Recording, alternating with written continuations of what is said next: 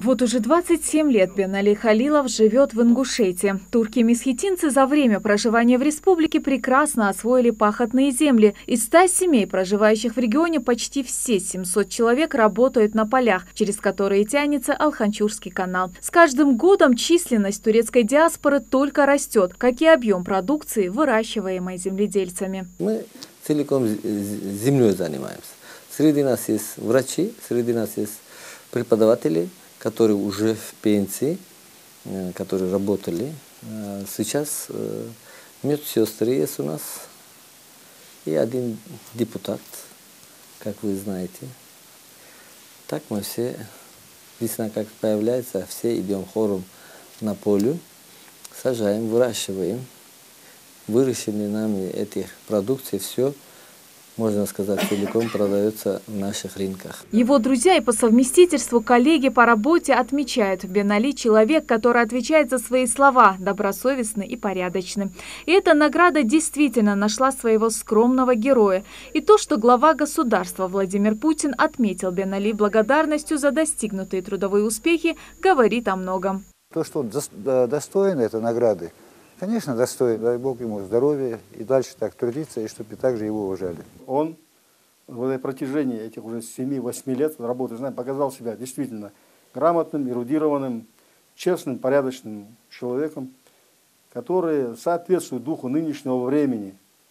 По крайней мере, его соплеменники, турки, месхетинцы очень довольны его работой. Многочисленные грамоты и награды, каждая из которых он радуется как первой. Самая дорогая для него, признается Бенали, это медаль от Юнусбека Евкурова к 25-летию Ингушетии. Отношения же с местными жителями у него замечательные, признается он. Здесь, в Малгобеке, они живут одной дружной семьей, часто помогая друг другу. Дети уже хорошо владеют ингушским языком. Правда, сам Бенали такими познаниями похвастаться не может. Наши дети хорошо умеют разговаривать, полностью могут сказать. Разговаривать. А вы что-нибудь скажете на ингушском?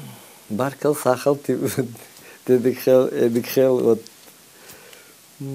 такие вещи. Для Бенали такое внимание еще одно свидетельство, что его скромный труд заметили. Но он считает, что эта награда принадлежит не только ему, а всем, кто трудился вместе с ним на полях и на общественном поприще. Бенали не только депутат Горсовета, но и член Ассамблеи народов Ингушетии. Хочу поблагодарить главу республики за правильную национальную политику, потому что турки пусть будут разные народы, которые живут здесь, они живут, как и ингуши, как и другие люди, на равных правах. Это очень важно для нас. И, конечно, такие награды нас еще поощряют, еще больше мы будем стараться вносить свою лепту для укрепления мира, дружбы народов между Российской Федерацией, в том числе и Ингушетией, конечно. Благодарность президента страны еще раз доказывает, что труд человека высоко ценится, когда каждый вкладывает душу в свою работу, воспитывает неравнодушных к своей родине детей и прославляет свою страну. Светлана Томова, Магомед Дидигов. Новости 24.